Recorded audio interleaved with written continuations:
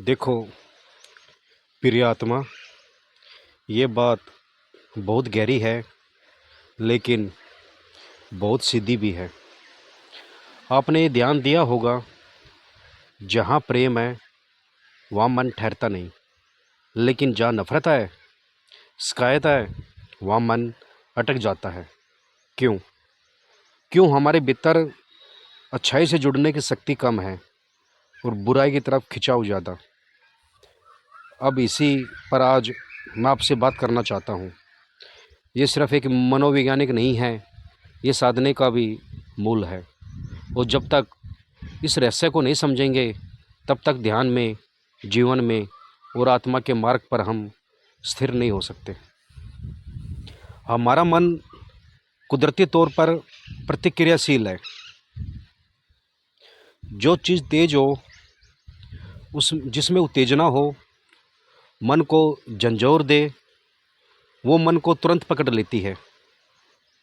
अगर कोई हमें अच्छा बोल दे तो मन कहता है हाँ अच्छा लगा, लेकिन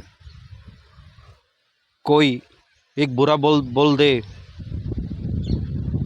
तो वो घंटों, दिनों, यहाँ तक कि सालों तक याद रह जाता है। क्यों? क्योंकि नकारात्मक नकारात्मक चीज़ों में जो ऊर्जा है, वो मन के कच्चेपन को तुरंत पकड़ लेती है। आप देखो, एक बच्चा भी हो, अगर किसी को रोते देखेगा तो वो रुक जाएगा, उसे देखेगा। लेकिन अगर कोई ध्यान में बैठा हो तो वो उतना आकर्षित नहीं होगा। क्यों? क्योंकि ध्यान शांत है और हमारा मन अशांत का दोस्त है। देखो, ये जो मन है, ये जंगल की तरह है। आपने कभी जंगल में आग लगती देखी है? एक चिंगारी और जंगल जल उठता है। लेकिन अगर आप एक छोटा पौधा लगाएं, उसे बढ़ने में सालों लगते हैं। नकारात्मकता आग की तरह है, सकारात्मकता पौधे की तरह है। एक जलाती है, दूसरी पोषित करती है। लेकिन हमारी आदत, हमारी प्रवृत्ति जलने की तरफ है, क्योंकि वहाँ शोर है, वहाँ उत्तेजना है, वहाँ कुछ घट रहा है। इसलिए टीवी पर, न्यूज़ में, सोशल मीडिया पर वही चलता है जिसमें डर है, मार है, चोरी है, बलात्कार है, लूट है, साजिश है। क्यों? क्योंकि आप उस पर रुक जाते हो। जब तक हमारा मन साधना से नहीं जुड़ता, तब तक वो अच्छाई में आनंद नहीं लेता। और यही कारण है कि ध्यान में बैठते ही मन इधर उधर भागने लगता है, क्योंकि वहाँ उत्तेजना नहीं है, वहाँ शांति है। और शांति में मन टिकना नहीं जानता। अब देखिए, जब कोई कहता है तुम बहुत अच्छे हो, आप मुस्कुराते हो और आगे बढ़ जाते हो। लेकिन अगर कह दे तुम बेवकूफ़ हो, तो मन वहीं रुक जाता है। क्यों? क्योंकि हमारा अहंकार तुरंत जाग जाता है। नकारात्मक का दूसरा नाम है अहंकार की उर्वरक भूमि। जहाँ बुराई होती है, वहाँ अहंकार फलता फूलता है।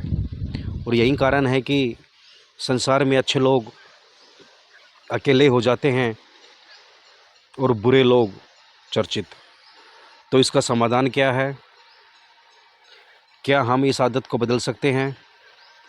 इसका उत्तर होता है हाँ, लेकिन सिर्फ समझ से नहीं, अभ्यास से, साधना से। मन को बार बार अच्छाई की तरफ मोड़ना होगा।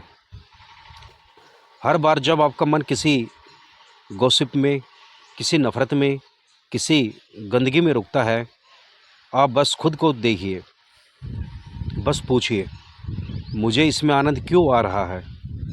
जैसे ही आप देखना शुरू करेंगे, वो शक्ति घटने लगेगी। जैसे ही आप जागृत होते हैं, मन कच्चा नहीं रहता।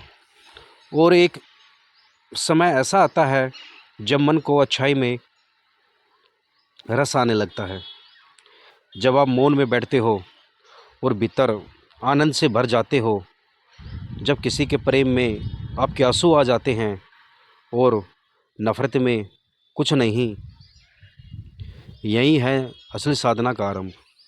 अब देखो, ध्यान का रास्ता इतना सीधा है लेकिन मन के लिए कठिन है।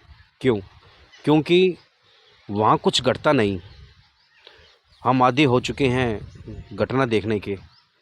कुछ न हो तो हमें बेचैनी होती है, लेकिन जो कुछ घट रहा है वो बाहर नहीं, भीतर है। और जब आप उसे देखना शुरू करते हो तो धीरे धीरे नकारात्मक की पकड़ ढीली पड़ जाती है।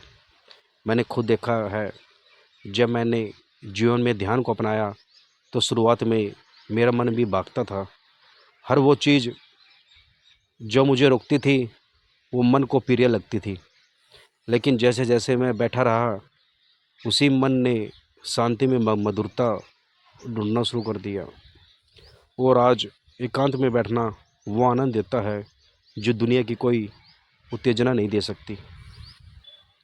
आपको समझना होगा, आप मन नहीं हैं, आप उस चेतना का अंश हो जो शांत है, उज्जवल है, दिव्य है।